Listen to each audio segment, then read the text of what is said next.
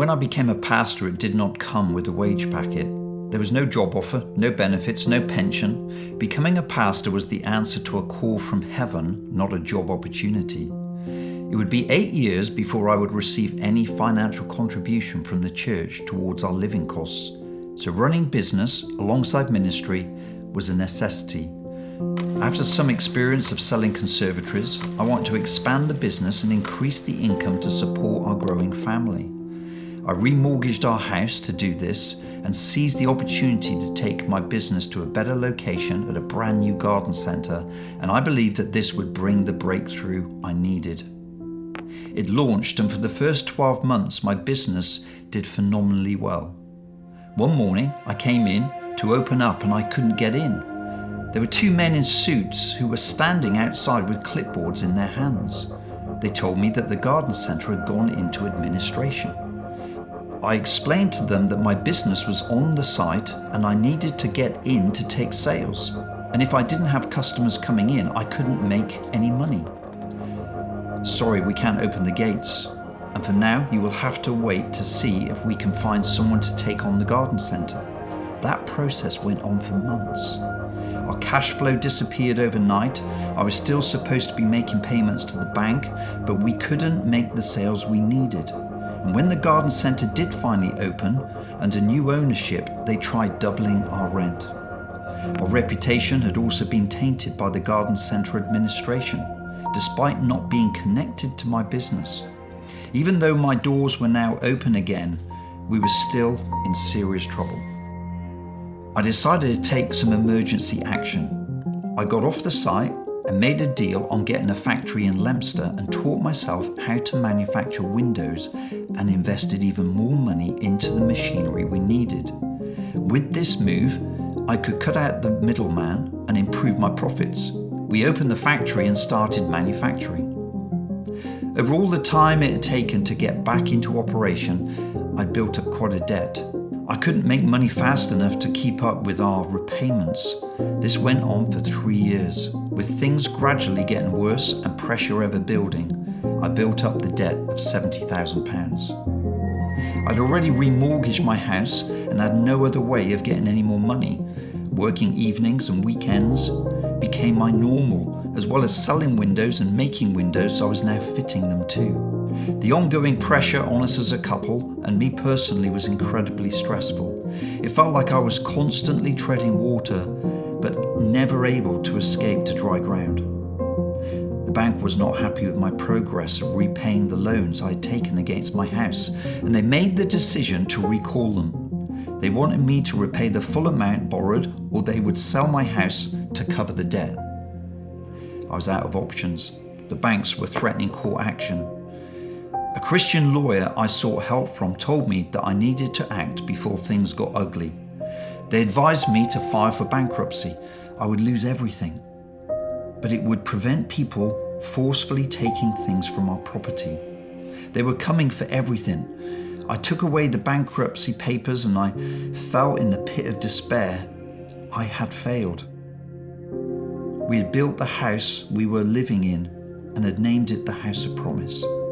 A miracle that God made a way for us to partake in. And now we were going to lose it all. I felt a failure as a father and as a husband. I had 4 sons and Heather was pregnant with our 5th. I also felt a failure as a pastor and a leader. How could I go on to lead a church when my personal life was shattering before me? The sheer weight of this situation crushed the life out of me. The night before I was to submit the bankruptcy forms, I was overcome with depression and grief. I had totally lost hope and lay on my bed contemplating over and over the mistakes that had got me to this place and dwelling on my failures. Heather had seen enough by this point. I don't ever wallow or feel sorry for myself, so she knew that I was in a serious mess. She called a friend of ours named Julie Anderson, who had a prayer ministry. Heather told her everything that had happened on the phone and the state I was now in. Julie prayed with her and then told her to share a message with me.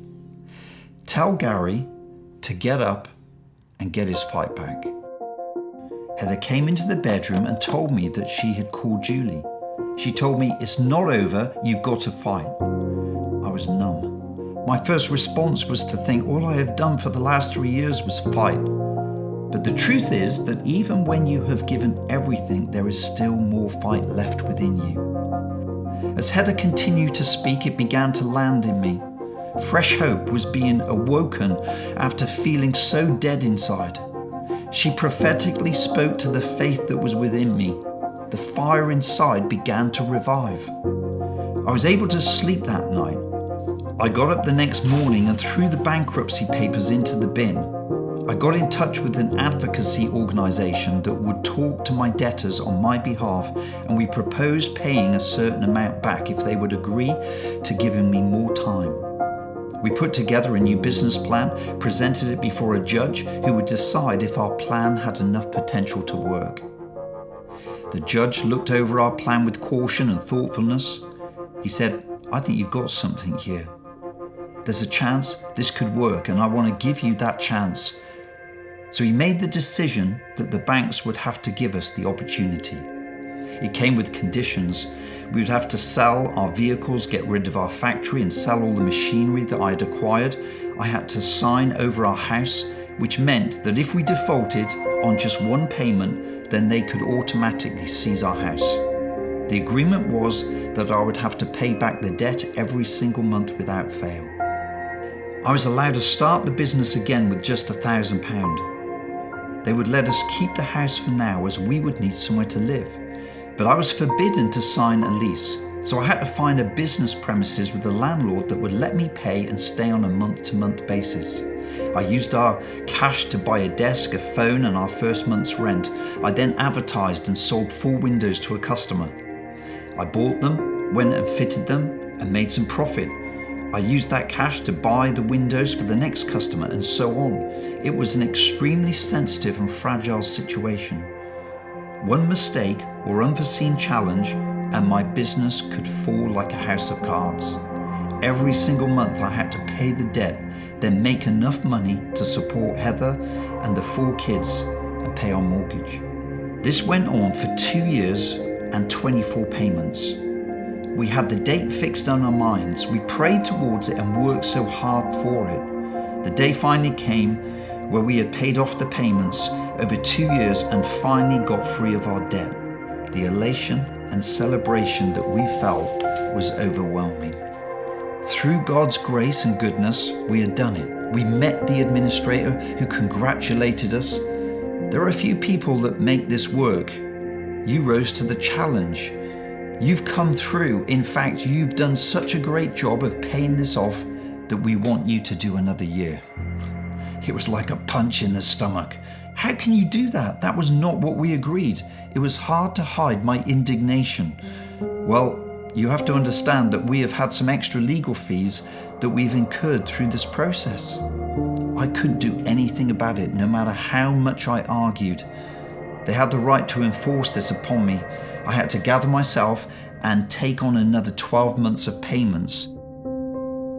I took a deep breath and put my faith and trust in God once again. From then, my business never struggled again. We made every payment, were free from debt, and transformed through the process. We had been on the brink of bankruptcy, looking into a dark abyss with all hope depleted. But God had turned things around so radically that we not only survived our grapple with debt, we had come all the way to the other side victoriously.